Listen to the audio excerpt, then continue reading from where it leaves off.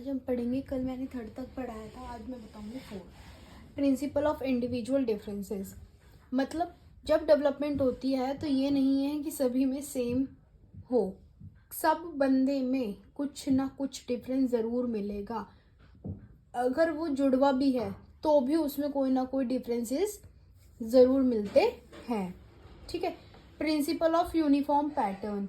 Uniform pattern क्या है कि डेवलपमेंट जो है वो कभी भी यूनिफॉर्म रेट से नहीं चलती, एक ही पैटर्न से नहीं चलती। वो इंडिविजुअल की डिफरेंसेस पे, हर एक यूनिवर्सल डिफरेंसेस पे डिफाइंड सीक्वेंस पे चलती है। ठीक है। उसकी एक एक डिफरेंसेस, ये नहीं है कि हम कोई भी कुछ भी, ऐसा नहीं। वो एक यूनिफॉर्म पैटर्न से चलती है। जब उसे एक बच्चा है वो स्टार्टिंग में बबलिंग करेगा, क्राइंग करेगा, फिर बबलिंग करेगा, फिर कुछ, तो वो एक यूनिफॉर्म पैटर्न से चलती है, एक सीक्वेंस से चलती है। Principle of direction.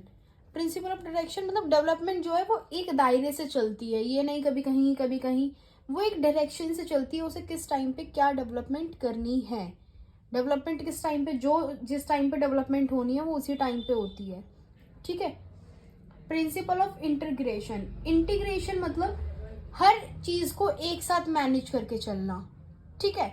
इंटीग्रेशन मतलब जैसे आप एक साइकिल चला रहे हो तो आपका कंसीडर्ड साइकिल चलाने पर भी है, हाथों पर भी है, उसे रोकना कैसे, पैरों पर भी है, चलाना, मतलब एक साथ सब चीजों को मैनेज करना। Principle of inter relation. Inter relation मतलब देखो, पहली बात तो जो डेवलपमेंट है वो सोशल, फिजिकल, कॉग्निटिव तीनों पर डिपेंड है।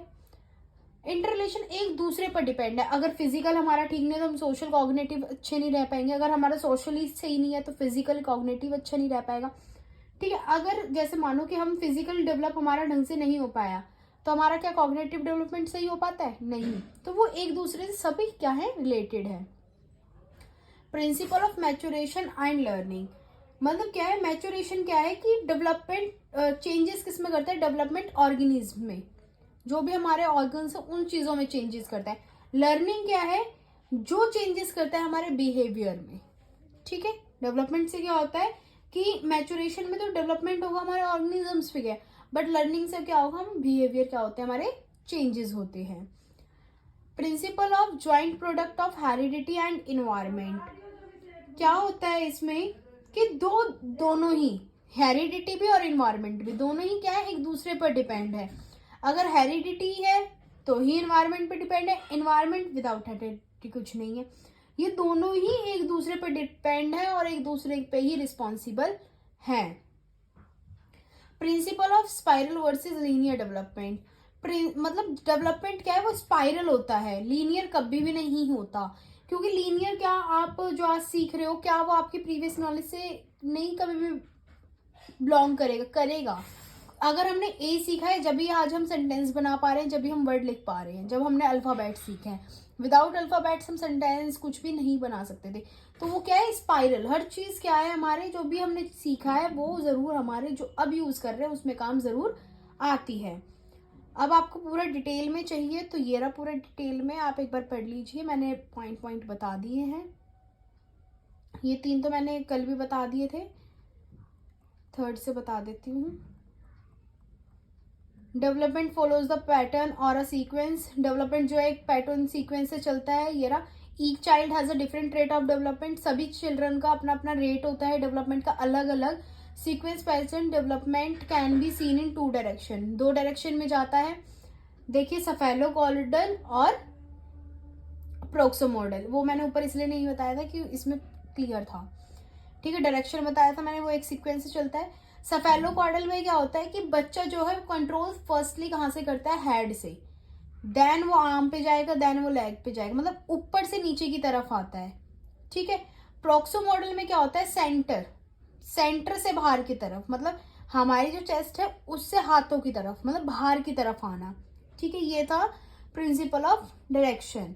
डेवलपमेंट इन्वॉल्व चेंजेस, कि डेवलपमेंट में क्या होते हैं, हमेशा चेंजेस आते जाते रहते हैं।